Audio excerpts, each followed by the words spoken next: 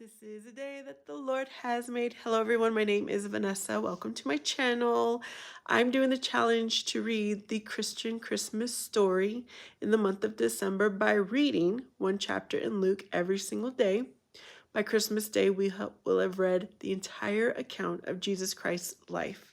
I hope you enjoy. Chapter 20, The Authority of Jesus Questioned. One day, as Jesus was teaching the people in the temple courts and proclaiming the good news, the chief priests and the teachers of the law, together with the elders, came up to him.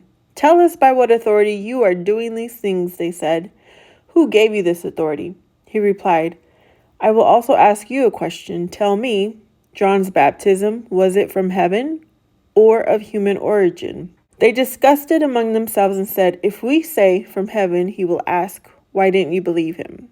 But if we say of human origin, all the people will stone us because they are persuaded that John was a prophet." So they answered, "We don't know where it was from." Jesus said, "Neither will I tell you by what authority I am doing these things." The parable of the tenants. He went on to tell the people this parable. A man planted a vineyard, rented it to some farmers, and went away for a long time. At harvest time, he sent a servant to the tenants so they would give him some of the fruit of the vineyard. But the tenants beat him and sent him away empty-handed. He sent another servant, but that one also they beat and treated shamefully and sent away empty-handed.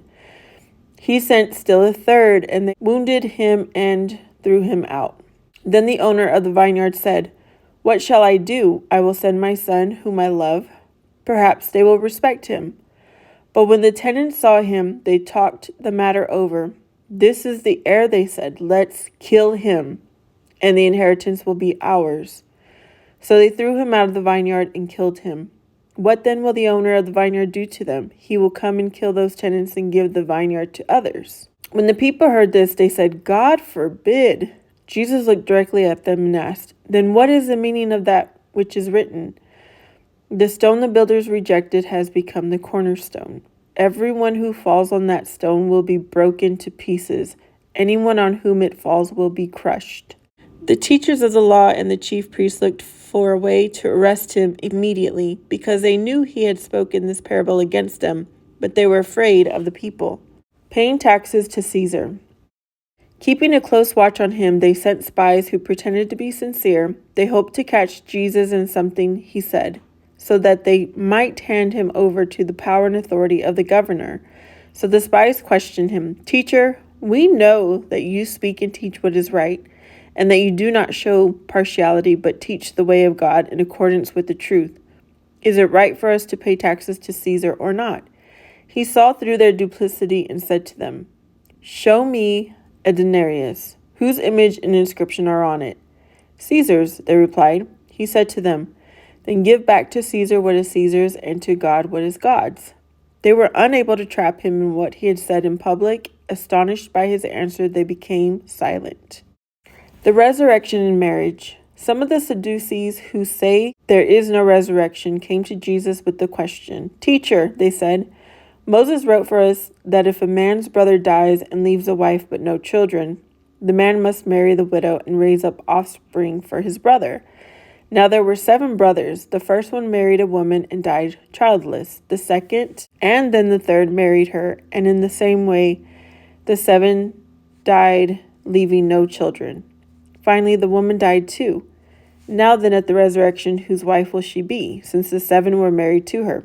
Jesus replied, "The people of this age marry and are given in marriage, but those who are considered worthy of taking part in the age to come and in the resurrection from the dead will neither marry nor be given in marriage, and they can no longer die, for they are like the angels. They are God's children, since they are children of the resurrection. But in the account of the burning bush, even Moses showed that the dead rise, for he calls the Lord the God of Abraham, and the God of Isaac, and the God of Jacob. He is not the God of the dead, but of the living, for to him all are alive." Some of the teachers of the law responded, "Well said, teacher," and no one dared to ask him any more questions. Whose son is the Messiah? Then Jesus said to them, "Why is it said that the Messiah is the son of David? David himself declares in the book of Psalms, 'The Lord said to my Lord, sit at my right hand until I make your enemies a footstool for your feet.' David calls him Lord. How then can he be his son? Warning against the teachers of the law.